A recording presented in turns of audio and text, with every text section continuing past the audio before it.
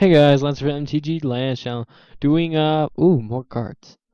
Video on each of these. I know I've already kind of talked about them, but I'm going to talk about them each individually, over again, and what I think about them. It's kind of hard for me to talk because I actually have a wisdom tooth coming in, and it kind of hurts. So let's start with Kronos, God of Storms. Is 5-drop for a 6/5, indestructible as long as your devotion to blue and red is less than 7. Isn't a creature. Now, reading like Iroh's God of the Victory, their abilities don't always essentially need them to be creatures. Reveal the first card when you draw. Whenever you reveal the first card you draw on each of your turns. So you go to draw, you reveal it. Whenever you reveal a land card this way, draw a card. Whenever you reveal a non-land card this way, Kronos deals 3 damage to a creature or player. Oh gosh. And the way they say it, if it was whenever you draw a card, this would be broken because you're drawing more and more and more. But if you draw a land card, guess what? You get to cycle in more lands, giving you more land drops.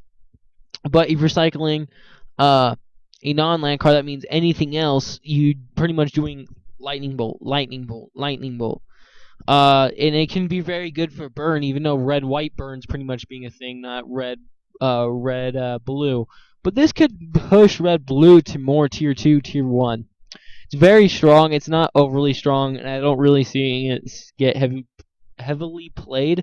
But in draft, red-blue does not get drafted very heavily. Blue-white does. White-red does. Red-blue is kind of on the weaker end of that. So if you get a hold of these in draft or sealed, and you have the blue in sealed, this card would be freaking insane. But like in draft, this could be very strong. Gonna talk about Irohis. If you've already watched the other video, I've already talked about him, but I'm gonna talk about all these again because there's new guys, and I want to talk about him.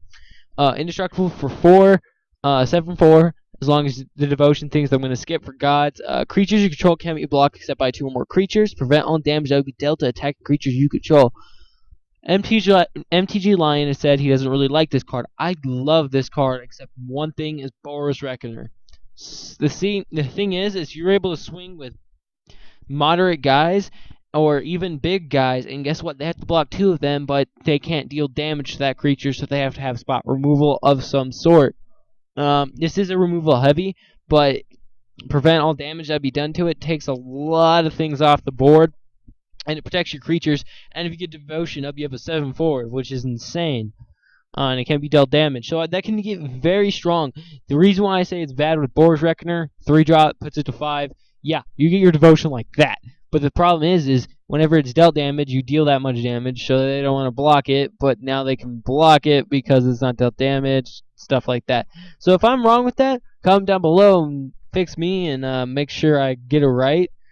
Underworld Coinsmith is a white and a black for a 2/2, so it's 2 for a 2/2. Continental, whenever Underworld or another creature enters the battlefield under control, you gain 1 life.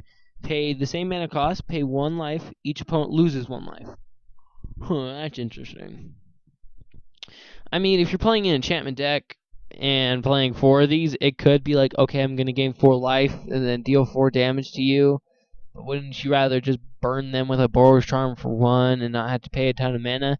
So this is alright. I don't really think it's overly strong, but it's something you could dump your mana into. But it hurts you and everyone else. You lose life, everyone else loses life. But that artwork is beautiful. I love this artwork, guys. Diet of Crufix. It's 2 blue, 1 any flash. And it's an enchantment with flash, so that's even more fun. At the beginning of a player's draw stat, that player draws an additional card. Ooh, this is fun. I like this, actually. This isn't bad because an additional card, so you have like 4 of these in play. Everyone's going to draw 4 extra cards. But it's everyone, but that's the thing. Okay, at the end of your turn, I will play this. Okay, guess what? I will draw 2 cards this turn. Yeah, they get the bonus of it, but so do you, so that can go either way. Doomwake Giant, 5 for a 4/6. Continental, when it enters or another enchantment enters the battlefield under your control, creatures your opponent's control get -1/-1. It's kind of big for this guy, but it also could be a bomb a lot against like White Weenie or the monster decks. And the reason why I say monster is this Elvish Mystics and this ramp. But besides that, I really don't find it insanely good. Some of these I think are going to be really strong, and some of these are going to be extremely weak. Diet of Twin Gods, 5-drop for Flash. If a source would deal damage to a permanent or player, it deals double that damage to that permanent or player instead. Oh gosh. Is that Mogus? Jesus. That's insane, guys. Think about that. Okay, I'll Boros Charm you for 4. Instead, I'll Boros Charm you for 8. That's crazy. But it works both ways, and it's a 5-drop. I see this getting played, actually, maybe as a 2 of, 3 of, maybe. Because you just play, let me think, a Boros Charm and a Lightning Bolt, so 8 and then 2 6s. That's going to pretty much do it. I mean, yeah, you put them down to 14, but you've probably already done 6 by turn 5. Maybe 1 or 2 of these in there. That would be insane. Iroas and Mogus are as different in appearance as they are in personality. So it's Mogus and Iroas.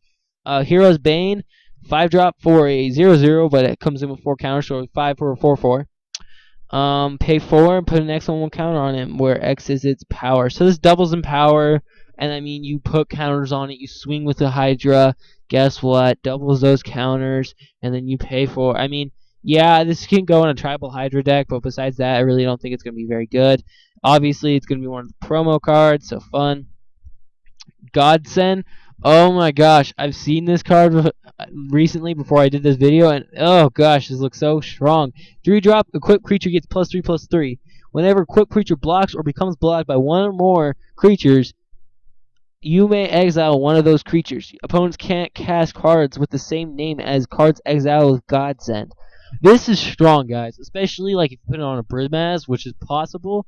Guess what? Okay, your 3/4 is now a 6/7, creates a 1/1, so it can block one guy, obviously, but it can attack into more. When one or more creatures whenever a quick creature blocks or becomes blocked by one or more creatures. How does one creature block more than one creature? I don't know. Figure out a way to do that in standard. But that would be interesting. I mean, it's a 6/7, and now it creates another one, so that's a 7/8. And I mean, you could do this on turn 4. Vigilance, guys. It's insane. And you would have to block it. And it just could get so strong. Just exiling one, and then they can't cast cards of the same name exiled.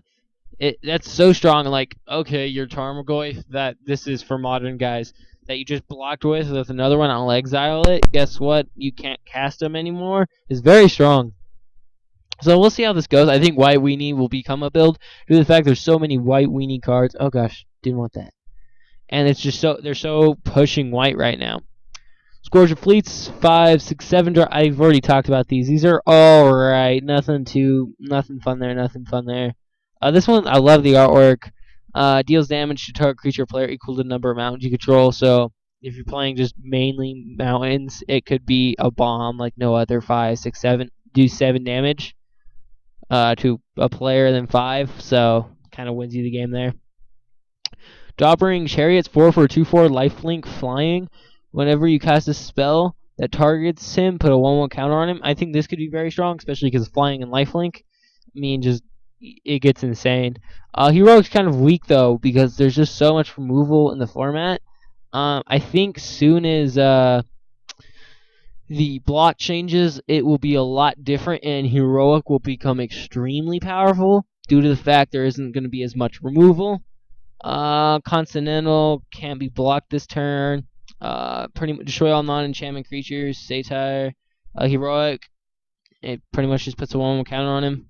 And I think that's what they're kind of going for, just making him just big. Lifelink and flying and lifelink is so strong. I mean, those are the ones in like draft and limited that just are so powerful. Just some really bad monstrous guy, and the commons aren't really insane. Strive is an interesting ability. You can pay extra, and then you can target more than one. So gets +1/+1 and Indestructible for 1. So that's nice and fun, right? Each player reveals the top card of his or her library. You may put the revealed card into the owner's graveyard. If you don't, each player draws a card. Narj can't be blocked to 2-1 for 1. Can't block. So very aggro-y. Another one of the creatures you control, what is it called? Oh gosh. Just gives them haste instead of trample, essentially. Hall of Triumph, 3-drop. When it enters the battlefield, choose a color. Creature you control with the chosen color, you get +1/+1. White Weenie again. I mean, the thing is with White Weenie, is how many 3-drops can they give you? Because, I mean, there's a few 1 and 2-drops, the 3-drops, you could say it's mid-range, because there's so many good 3-drops. And it's just insane. Johnny, Brimaz. I mean, now you just gotta figure out how to do something with that devotion. Single Starfish is 2 for a 0/3, tap and scry 1. I actually think this would be fun in draft. You draft like 4 of these, turn 2 you play, you have a 0/3, so it's already above the curve, and if you're on the play, meaning they go turn 2, they can't do really much about it. They go, your go, and it comes yours. Yeah, it kind of has to sit there for a second, but then it's like, okay, I'll tap, I'll scry before I draw, put it to the bottom, okay, I draw, okay, I got what I want. Or, oh, I like this, I'll keep it on top, now I draw into it. So, I think White Weenie is like gonna get pushed so hard, and I'm so wanting this to come out finally, so then I can put it into my deck and figure out where it fits. And it would just be so great if this is really good for devotion, because I mean, my deck actually has really good devotion, like 4, 5, 6. Yeah, I could easily get 7 because you go Charioted and you just get a Reaper and another Reaper, or a Reaper and a Pelucranos, and then you got your 7 devotion right there, and they get insane. So we'll see how these gods go. Right now, these two just look so powerful, guys, in this format. I think this is going to be an insane set. I also think once the Return to Ravnica block goes out, that whatever comes after this is going to be so. Some of these cards are going to just be so powerful. So don't get rid of any of your mythics anytime soon, I don't think. I mean, you could if you want. I just think they're going to become really powerful due to the fact there isn't going to be as much removal. So things like Mogus, I think, might go back up due to the fact that, okay, guess what? There's not as much removal. This is a form of removal for 4. Yeah, and the thing is, yeah, Hero's Downfall will still be in, but there's gonna be like Devour Flesh won't be there, so your heroic decks will be less hard to get targeted of, because the fact is that's gone. So that's nice. Then they have to actually target you instead of just sacrificing, and then you give them hexproof, and then Glaring Spotlight comes in, and all that shenanigan things that happen. But I'll try to keep you guys up to date. I bet you guys already seen these, but I mean, I just gotta try to keep up with school and this. So hope you guys enjoyed. Hopefully get some more videos. Get a gameplay. I need 3 gameplays for the EDH, or I probably may just keep that down to 1 or 2, due to the fact they are usually longer games, and then do a deck tech and then 3 games on that. So hope you guys enjoyed. I will talk to you guys later. Peace.